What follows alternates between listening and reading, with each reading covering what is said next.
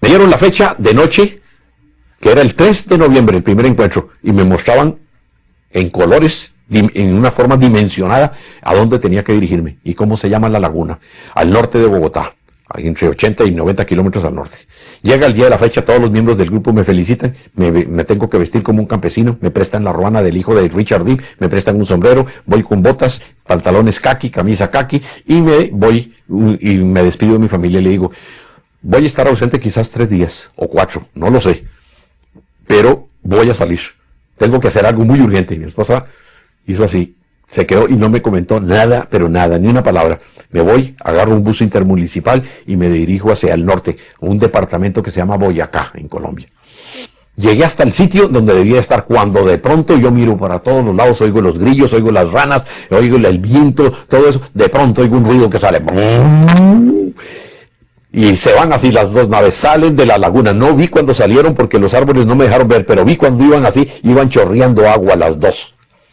Y entonces se estabilizaron y empiezan y pasan por encima como a 200 metros de altura de mi cabeza. De pronto, una se adelantó más. Tenía como un halo alrededor y proyectó 2 haces perpendiculares y por cada uno venía como entre un óvalo una persona. Yo vi que venían tomados así, las manos aquí contra las piernas, y venían. De pronto ya los árboles no me dejaron ver cuando llegan a tierra. Los veo donde vienen caminando entre los árboles en el bosque, y los veo donde vienen, y veo yo que hay una luminosidad alrededor de ellos. Veo que son humanos, vienen con trajes ajustados, luces aquí en el cinturón, tienen capacete, guantes como color naranja, y botas igual del mismo color. Se me acercan y se queda como a 4 metros y yo siento un poquito de temor y reculo un poco y pego la espalda contra un árbol y me quedo con las manos así. Y entonces oigo una voz que me dice, Enrique, somos incapaces de hacerte daño, cálmate. Entonces yo le digo que sí, que estoy oyendo. Entonces dice, me voy a acercar. Entonces uno se quedó lento, caminó, y el otro se acercó más y se quedó así como estamos nosotros, a esa distancia. Se acercó y me tocó con la mano. Y sentí una sensación de paz y seguridad en ese momento asombrosas. Entonces me dice, físicamente humanos, 1,80 m, 1,85 m, podían pensar en algún momento, pero 1,80 m más.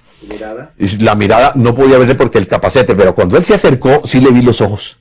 Toda la luz que emanaban aquí alrededor de él, yo alcancé a ver que eran humanos. Las manos se las vi, los guantes, 5 dedos en los guantes, las botas, eran humanos. Más altos que yo, como te digo, por ahí 1,82 m, quizás 1,85 m. No vi el color del pelo ni nada porque lo tenían con un capacete. Entonces me dice, ven, te vamos a subir a bordo, no tengas temor. Entonces yo me voy detrás de él, llegamos a un claro del bosque y me dice, párate así. Y entonces veo donde viene la nave, se pone encima de mi cabeza y tira un rayo de luz, como 1 metro alrededor mío. Entonces veo yo que las piedras y las hojas y todo empiezan a saltar alrededor mío. Y de pronto, ¡pah!, me despego del piso y me quedo como a 10 centímetros del suelo y me quedo como balanceándome así. Y de pronto empieza como una absorción. Y siento donde voy como miles de alfileres en el cuerpo y en la cabeza que me pican y no puedo rascarme. Voy 20 metros, 30, 40, 50 metros y muevo, nerviosamente la mano derecha y siento que la luz es sólida como tocar vidrio. ¿Y qué es eso tan raro? Cuando la pasaron, cuando la proyectaron era luz, ahora es sólida. Y voy subiendo. Me dio la impresión que eso era como una especie de ascensor, y veo yo a los 40, 50, 60 metros, hubo un momento en que pensé, dije yo, Dios mío, si me sueltan me mato, voy a más de 60 metros de altura, y yo veía la laguna ya entre él, y de pronto se abre una puerta aquí así, brum, y entro, y la luz venía de arriba, aquí abajo donde entré, se cerró la tapa, y la luz se cerró, y quedó, dije, ¿cómo se cerró? No quedó huellas de nada. Entro en una sala de color beige como el de esta pared, muy clara. No veo a nadie, estoy totalmente solo, tiene aspecto casi hexagonal. No hay puertas, no hay ventanas, no veo luces.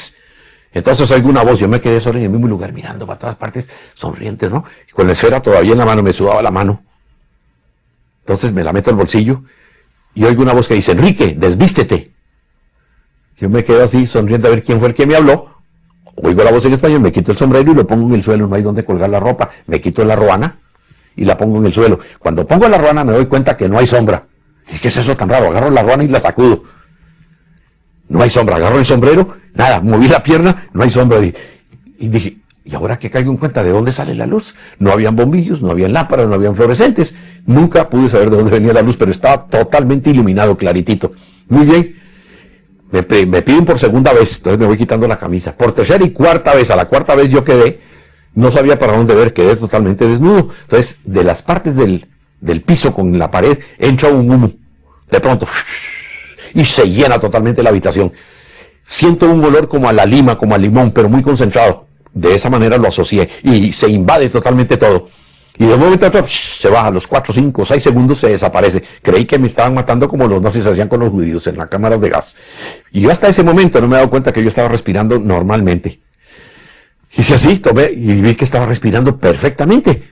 Entonces, oigo una voz que dice, Enrique, vístete. Y entonces empecé a vestirme rápidamente. Dejé la ruana y el sombrero en el piso porque no había de dónde colgarlas, ¿no? Y de pronto empecé a mover, me moví, no vi remaches, no vi uniones, nada. Todo como si estuviera todo hecho de una sola pieza. De pronto suena algo así detrás de mí, suenan, y se abre una puerta lateral, se corre así y entra uno de ellos. Con el pelo amarillo hasta aquí, ojos azules, pero tipo asiático, pero ojos azules grandes, nariz recta, mentón muy perfecto, la nariz, la boca poca comisura de los labios, no, muy salido la parte de los pómulos, pelo amarillo, la piel lindísima. Lo veo ya y me dice, bienvenido Enrique, me dice en español, bienvenido, hermano Enrique, a bordo. ¿Cómo has estado? Le dije yo, bien. Dije, yo soy Enrique Castillo. Dice, yo soy Cyril Weiss. Le dije, sí, tú eres Cyril Weiss, yo soy Enrique Castillo. Dice, ¿no te acuerdas de mí en Caracas en el año 69, de la entrada del teatro? Le digo, Cyril Weiss, el suizo. Entonces tú eres uno de los tripulantes. Me dice, sí, entonces tú eres extraterrestre. Digo, sí, soy uno de los extraterrestres, soy uno de los tripulantes. Me quedé, asocié rápidamente que seguramente por alguna razón durante los 3 meses y 8 días que fuimos amigos, había visto alguna cualidad o alguna cosa por la cual se sucedía ahora ese encuentro 4 años después. Nunca, hasta la fecha, vale la pena hacerlo en este momento, de que nunca he podido saber por qué fue que me contactaron. Nunca lo he sabido en 25 años. Se abre y voy a un semicírculo y me están esperando 4 hombres. 2 con un traje vestido de mameluco como la Coca-Cola, como la miel quemada, y los otros como un color gris, pero sin ser brillante, un gris plomo. Se paran y me saludan, todos igualitos, uno más alto que otro, pero las mismas caras, el mismo pelo. Yo me quedé aterrado, lo único que cambiaban eran 2 tenían el color de la Coca-Cola y otros 2 el color de plomo. Vengo detrás de la mesa, del escritorio, o como se llame eso, habían 2 sillas y me ofrecen una. Entonces yo por encima de la mesa los voy a saludar, hermano, buenas noches. Entonces no me dan la mano, me hacen lo mismo todos. Y me dijo, Cyril, salúdalos igual. Entonces todos me dan la mano así. Me ofrecen que me siente, yo me siento, el asiento se bajó y quedé a la altura de la mesa. Entonces unos de ellos estaban así, el otro estaba mirándome así. Dije yo, son actitudes muy humanas, qué raro. Pensé yo que era raro para mí, yo pensé ver otra cosa. Pero no, las actitudes eran muy humanas, y tan humanos que estaban ahí, 1,82 m, 1,85 m quizás de altura. Entonces, yo no sabía qué hacer, y entonces Cyril me dice, Enrique, pregunta lo que quieras. Yo le digo, ¿puedo preguntar? Sí. Entonces les digo, hermanos, ¿quiénes son ustedes? ¿De dónde vienen? ¿Por qué a mí? Fue lo primero que se me ocurrió, ¿por qué a mí? Entonces, entre ellos hablan así. Oí muchas S y muchas Z.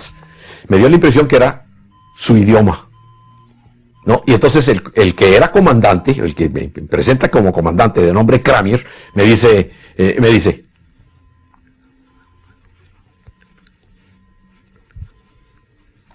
se pone las manos otra vez así, oigo en mi cerebro, en español, que me dice, nosotros venimos de un sitio que ustedes llaman las Pléyades.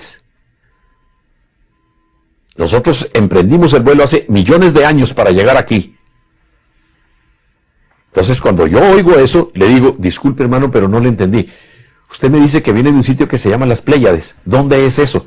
Dice, entonces dice otra vez. Me dice, ustedes también llaman las 7 cabritas. Le dije, sí, eso sí, yo recuerdo que mi papá lo nombraba. Pero eso está lejísimos de aquí, ¿cómo han hecho para venir? Entonces me dice,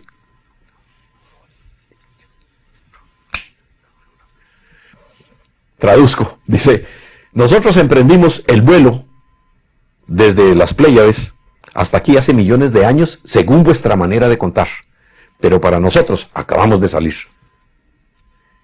Yo me quedé desconcertado cuando me dijo eso, dije, disculpe hermano otra vez, perdone mi ignorancia, pero no le entendí bien.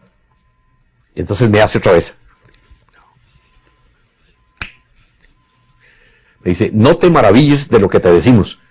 Para ustedes, nosotros tenemos volando en el espacio hace millones de años, cuando en este planeta no había todavía condiciones de vida inteligente. Ya había Me aclaró que había vegetación, había atmósfera, había animales, todo eso. Pero la vida inteligente del hombre no se había dado todavía, cuando empezaron ellos a viajar de allá. Dice, pero nosotros acabamos de salir.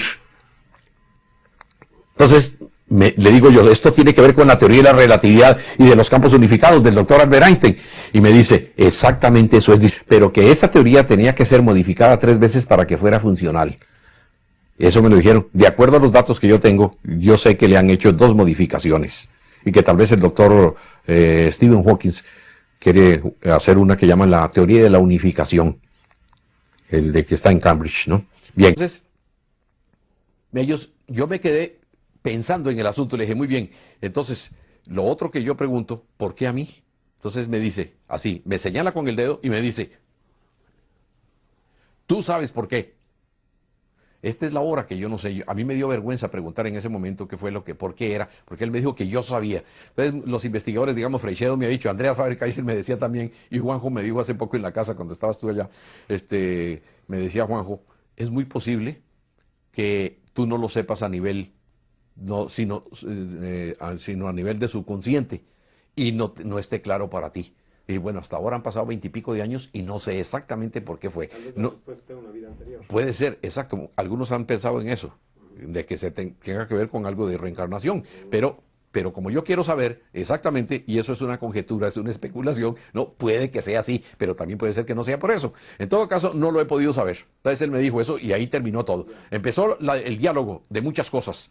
Me llevaron, cuando yo vi el reloj, que ya había pasado un rato de estar haciendo preguntas, el reloj estaba parado a las 2:25, a la hora que entré en el campo, ¿no?, de las naves. Se paró el reloj, era un Rolex automático, se paró. Entonces me dijo, aquí no te va a funcionar. Entonces ya pensé en eso. Entonces después dije yo, ya que estamos aquí, ¿por qué no me dan una vueltita para volar a bordo de la nave? Entonces me dice, desde que tú entraste estamos en vuelo. Dije, pero ¿cómo va a ser? Yo pensé que era que tenían que amarrarme, ponerme algo especial. Y me dijeron, si estamos en movimiento, y se ven con nosotros. Y salieron y me subí por una escalerilla casi de caracol a un piso alto. Y habían otros hombres ahí trabajando. Vi, cuando llegaron, miraron, saludaron así nada más y siguieron haciendo sus menesteres. Vi que salieron unos mapas de las paredes, vi colores como color sepia, vi la Vía Láctea, pero de una manera totalmente diferente a como yo he visto las fotos de aquí. Nos mostraron el planeta Tierra. Vi que habían, entre planeta y planeta, habían unas líneas totalmente, perfectamente claras. Dice, cuando estas líneas indican que nosotros tenemos intercambio con estas civilizaciones. Son múltiples.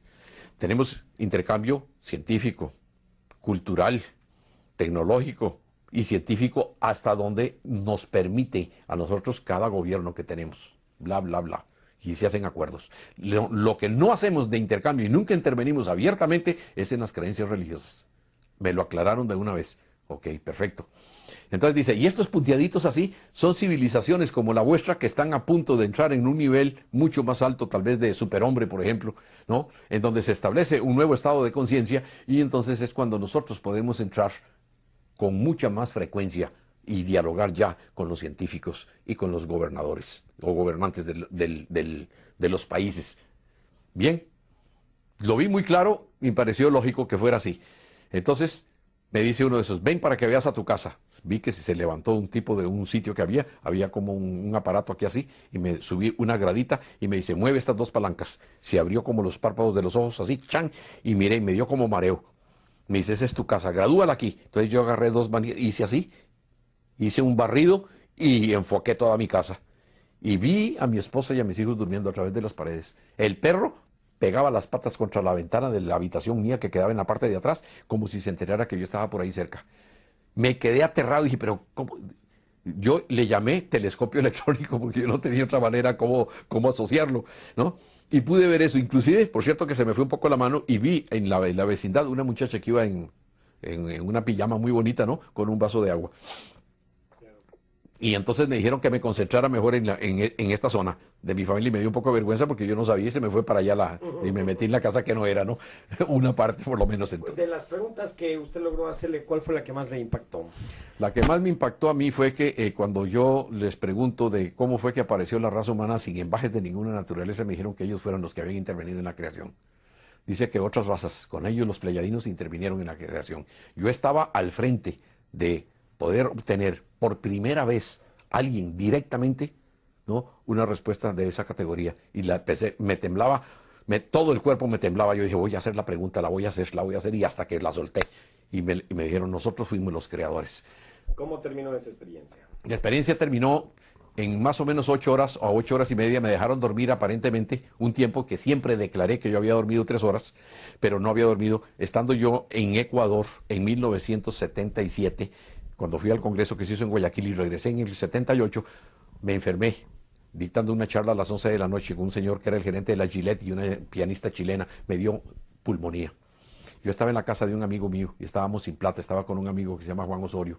Entonces él vigilaba, me pusieron suero en la casa de ellos, no, me pusieron con penicilina, durante 2 días me pusieron suero para poder acabar con la infección. Y muy bien fue, porque yo no tenía plata. El muchacho que lo estaba haciendo era un estudiante que estaba apenas empezando su internado en el hospital. Y ellos consiguieron el suero y se consiguió la penicilina y toda esa cosa. Bien, parece ser que la penicilina obró de una manera mágica en mi cerebro, porque abrió la memoria para acordarme de que durante esas 3 horas que yo siempre había declarado que había dormido, no eran sino 10 minutos. Y que me dicen, ven Enrique, tenemos que hablar contigo. Me levantaron, psíquicamente me dieron una orden y me levantaron, donde yo estaba en una cama muy extraña, que inclusive yo siempre he pensado que la puedo patentar algún día, ¿no? Y me levantan ahí, dice, ven, tenemos que hablar contigo. Y me llevaron a una sala en donde habían varios de ellos. Y empezaron a darme una información que me quedó grabada, pero para tiempos después. Pero con la penicilina y la enfermedad se me regresó antes de tiempo. Tenía que ver con asuntos de creencias, precisamente un asunto que siempre he pensado que era un asunto sumamente espinoso y que ellos pensaban que iba a salir años después, pero sucedió por asuntos del azar, o llámalo como, no sé cómo llamar eso. Lo supe antes de tiempo.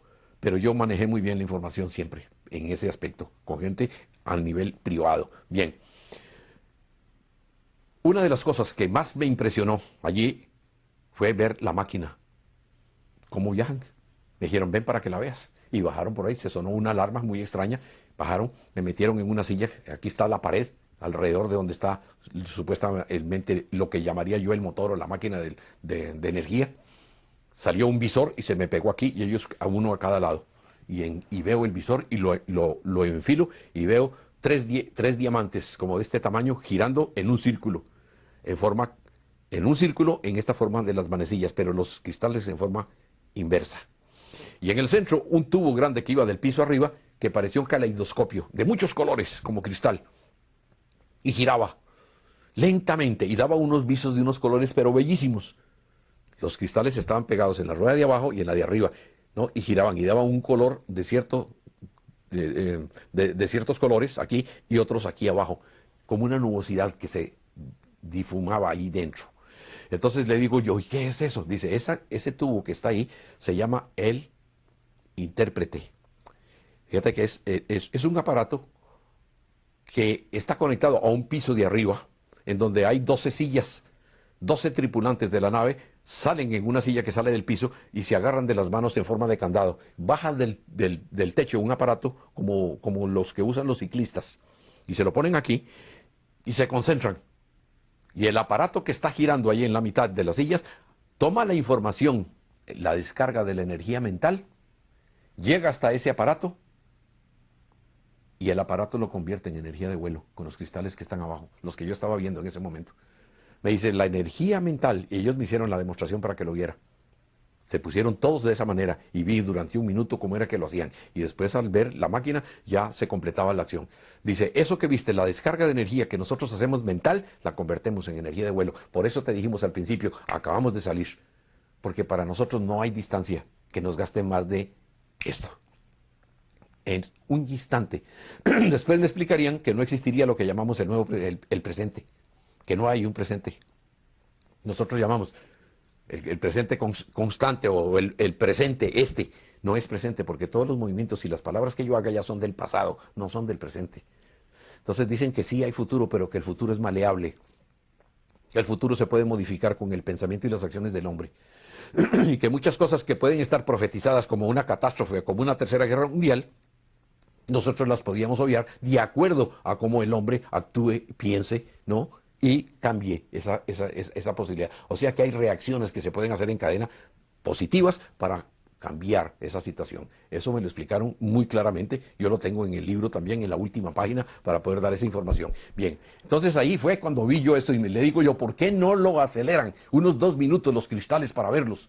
Porque las luces que están dando son formidables. Y me dice el comandante, Enrique, te quedas y me hace así.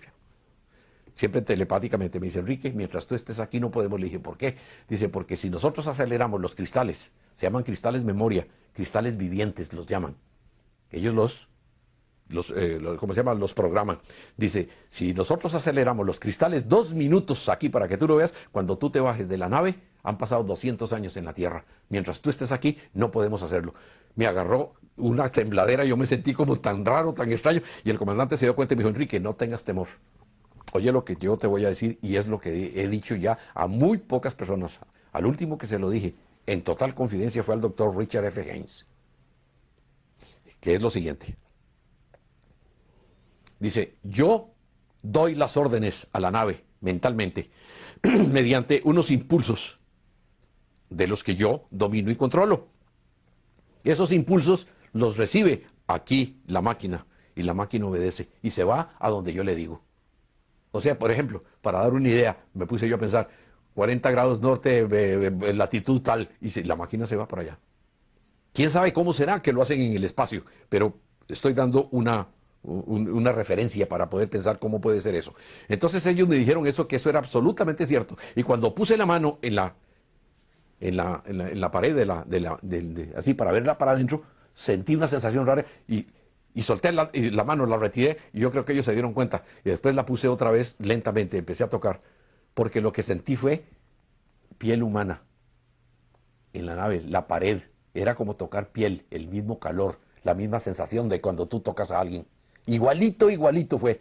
Me quedé sorprendido, se me quedó el asunto grabado, no pude preguntar de nada, pero eso sí me dijeron, Enrique, si nosotros aceleramos, han pasado 200 años aquí y aquí para nosotros, para ti, 2 minutos nada más. Nosotros cuando venimos a visitar aquí, tenemos que poner, dice, nuestros relojes, por decirlo de alguna manera, al tiempo de ustedes, para poder saber qué es lo que está ocurriendo con el tiempo que tienen ustedes para medir aquí en el planeta. ¿Cómo se produce el retorno a su casa de esa experiencia? Bien, cuando ya ha pasado todo esto y estoy ya con alguna información al respecto, me dan algunos duró informes. ¿Cuánto tiempo? 8 horas a 8 horas y media. Me sueltan quizás entre las 5 y las 5 y media de la mañana. Me sueltan por el mismo lugar, bajo, en la misma forma, agarro mi ruana y agarro mi sombrero y me dicen, hasta pronto, Enrique, volveremos a contactarte. Me han llevado antes de eso para que vea dónde va a ser el segundo encuentro dentro de 15 días. Va a ser el 18 de noviembre. Esto fue el 3 de noviembre de 1973, 8:25 de la noche. Me sueltan allí y yo los saludo donde veo, seguramente creo que me están viendo y se van. Ya no era sino una nave, ya no eran 2. En ese momento me deja una solo y se va. Entonces yo me quedo ahí porque todavía estaba oscuro. Y entonces vi que el reloj empezó a funcionar. Entonces lo dejé quieto, no lo moví. Y calculé, como era a las 8:25 que estaba parado, ¿no? En el momento en que salió el sol, calculé yo que desde el momento en que me habían dejado al momento que salió el sol, había pasado más o menos 1 hora y media, algo así. Entonces yo calculé, por el momento del reloj y la salida del sol, en que yo había estado entre 8 horas y 8 horas y media a bordo de la nave. De ahí empecé a encaminarme ya, regresando, dije yo debía haber insistido para que me hubieran dejado la esfera, me la habían pedido, quiero llevar una prueba de lo que pasó, no pude hacer nada de eso, me suben en un bus intermunicipal, van un poco de gente campesina, indios que huelen muy feo por otra cosa, pero yo en ese momento me parecía que olían divinamente sabroso. Estaba pensando yo en un mundo sin fronteras, en un mundo donde todos los seres humanos fuéramos hermanables, donde habría fraternidad, donde no habría problemas por religiones ni por creencias, los sistemas políticos se acabarían, viviríamos en un éxtasis continuo. Yo pensé de todo, dije, es perfectamente válido y posible. Entonces yo salí de ahí con el alma renovada, el espíritu totalmente nuevo, con una alegría indescriptible, y desde ahí en adelante pues mi vida cambió totalmente. Después vino la separación de mi esposa conmigo, creyendo que yo estaba loco, los hijos míos también. Los amigos se me cambiaban de acera, decían, pobre Castillo, se le corrió la teja, está mal. Todas esas cosas me tocó vivirlas a mí. Y gente que llegaba a decirme que yo era un charlatán, un mentiroso, un descarado. Cuando fui a Venezuela, la gente decía que yo era un colombiano vivo que quería sacarle la plata a los demás. Llegaron las primeras investigaciones, Fabio Serpa fue el primero que llegó. Después me investigó Salvador Freixedo. Después Andreas Faber-Kaiser. Vino al doctor Francisco Aniceto, luego un sabio venezolano. Estuve con él y me hizo preguntas porque él estaba ciego ya. Y duré muchas horas con él hablando y haciendo él preguntas para hacer una investigación pormenorizada. Llegó a la conclusión final con varios amigos de que el caso mío era espectacular. Dice, no conozco otro caso igual. Y con el tiempo, pues en la forma como yo me comporté y los otros 4 encuentros que fueron después, posteriormente, en menos de 3 años, y toda la información que me dieron, cuando llegaban tal vez a buscar a algún charlatán o algún mentiroso, los investigadores resultaban grandes amigos míos. Entonces, por eso fue que adquirí, en cierta medida, modestia aparte, credibilidad, background con los investigadores a nivel mundial. ¿Esta experiencia se dio de qué año a qué año? ¿Cuántas veces se repitió? Mira, de 1973 a 1976. El 17 de febrero me llamaron por teléfono a mi oficina, estaban en la ciudad o intervinieron el teléfono, no sé, pero me dijeron que terminaba todo. Y ahí terminó, me dijeron, ¿por qué? Enrique, ¿Usted no hizo la pregunta por qué? Sí, sí lo hice, sí le pregunté y ¿Qué me le dijeron, dijeron? dicen, Enrique, dice, nosotros hemos cumplido con un trabajo muy específico. No me dijeron misión de nada de eso, me dijeron con un trabajo muy específico. Nosotros vinimos a darte una determinada información y lo hemos hecho. Sabemos lo que has emprendido, dice, y nosotros todos aquí deseamos que tengas éxito. Se terminan por el momento todas las comunicaciones, tanto telepáticas como físicas. Si algún día necesitaremos de ti, sabremos dónde ubicarte. Hasta pronto, amigo. Y ahí terminó, no dijeron ni buena suerte ni nada de eso. Telefónicamente. Telefónicamente. Entonces yo me quedé temblando, me agarró una cosa rarísima, ¿no? Y casi que caigo en el fanatismo, porque yo creí que era que yo había utilizado mala información de alguna manera, porque yo tuve que empezar a cobrar mis conferencias para poder vivir, porque yo ya no tenía la empresa, yo ya no tenía formas de vivir, y me había dedicado de tiempo completo. Cuando ellos me dijeron eso, ellos sabían que yo me había dedicado exclusivamente a divulgar lo que me pasó, y que los extraterrestres están aquí en la Tierra y que no estamos solos. Eso fue lo que yo consideré mi apostolado, no fue una misión. Yo siempre he dicho y sigo diciéndolo, que yo conozco a muchos de los grandes contactados de todas las épocas y todos tienen una misión de salvar a la raza humana. Yo soy el único desgraciado, ¿no?, de los contactados, que soy un paria, porque a mí no me pusieron ninguna misión. Y yo fui el que tomé la decisión por mi propia cuenta y riesgo de un apostolado y contarle al mundo lo que me pasó a expensas mías, única y exclusivamente. No es mi misión. ¿Cuál es la prueba más rígida que los investigadores del fenómeno OVNI han realizado de su experiencia? Yo estoy convencido hasta esta fecha, que fue la del febrero de 1974, cuando llegaron unos miembros aparentemente, en ese momento yo no sabía quiénes eran, pero llegaron de la embajada americana con un muchacho que hablaba español e inglés y los otros hablaban muy malo el español y me conminaron a que aceptara una invitación para ir a Washington, para poder someterme, ya que el periódico habían hecho mucho escándalo y la prensa y la televisión, y le dije que sí, que era cierto. Entonces dice, usted estaría, voluntariamente lo haría, no tenemos ningún problema. Si usted dice que no, no hay ningún problema. Le dije, no, yo quiero ir, porque mucha gente me dice que soy un farsante, tengo problemas con mi esposa. Yo no sabía que ya en abril, 2 meses después de esa experiencia en Washington, mi esposa me dejaría, nos separaríamos, pues, de común acuerdo. Voy a Washington, me someto al pentotal, suero de la verdad, detector de mentiras, o polígrafo y hipnosis regresiva de 5º grado. Creo que yo fui uno de los primeros de los del fenómeno OVNI que se sometieron a una regresión. ¿En qué año fue esto? 1974, de febrero. Nunca pude precisar exactamente la fecha, pero sé que fue para finales de febrero. ¿Esa conclusión fue oficial o no? Debe, porque era la manera que, era la única forma como yo reaccionaba.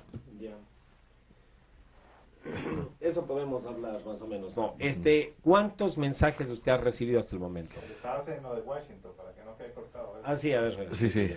Ya, entonces, ¿era oficial esta investigación? La investigación para los que me llevaron a mí fue totalmente oficial, porque vi muchos miembros de la CIA, y seguramente habían del FBI también, y vi militares.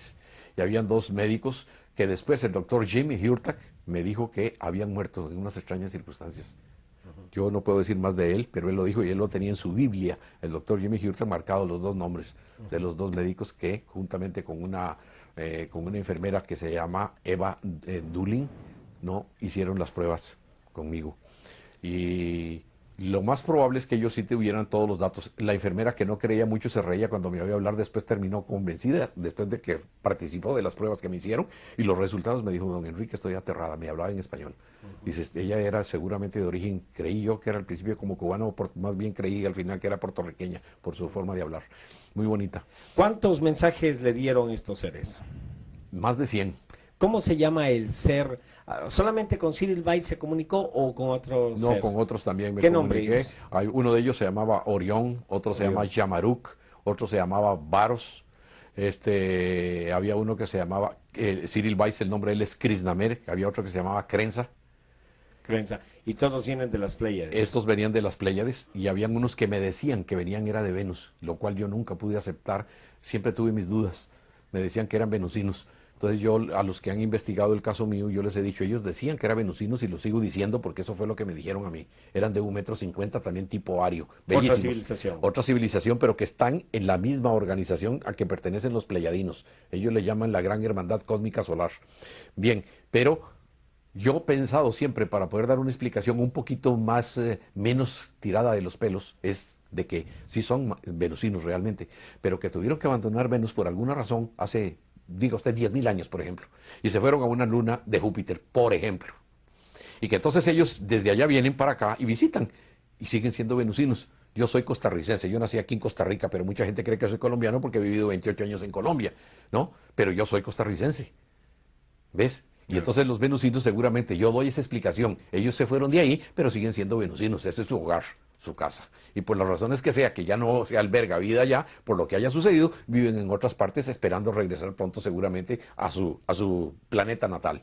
Eso es la explicación que yo tengo, no tengo otra válida. ¿Por qué cree usted que se terminó el contacto con estos seres? Porque la información que me dieron fue mucha, bastante, increíble. Me dieron información de tipo científico, de tipo tecnológico, de tipo humanístico, de tipo profético, espiritual, esotérico. Ellos, así como han influido en usted, ¿no pueden influir en los que están manejando las grandes potencias?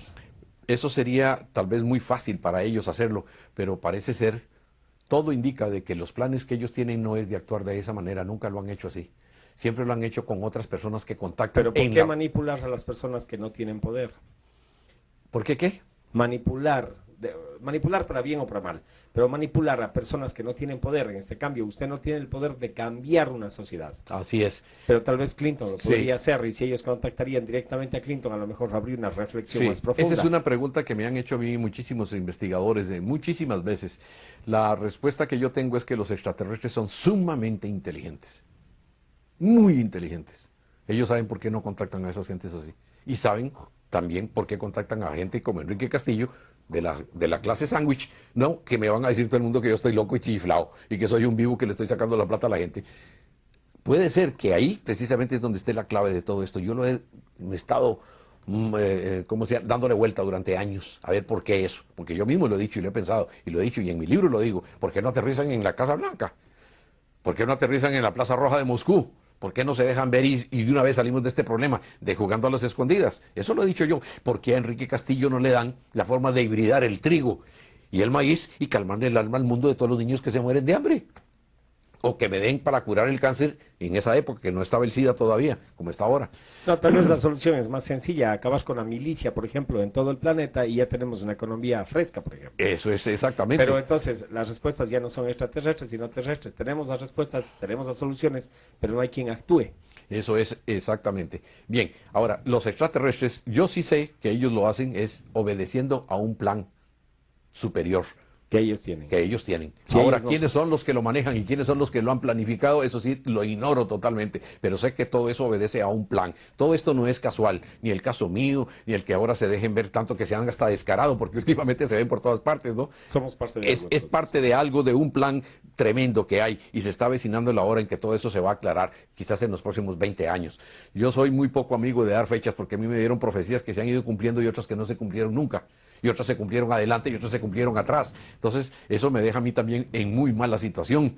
Yo mismo lo he visto, lo hemos discutido inclusive con los hermanos Vilches por años, lo he discutido con Freixedo, lo discutí con Andreas Faber-Kaiser hasta en mi casa, muchas veces lo hemos discutido. Con JJ Benítez ahora lo estuvimos viendo hace poco, el año pasado. Entonces, todas esas cosas dejan mucho que desear, un montón de cosas, y a mí me dejan con un montón de dudas. Yo no tengo todas las respuestas. Usted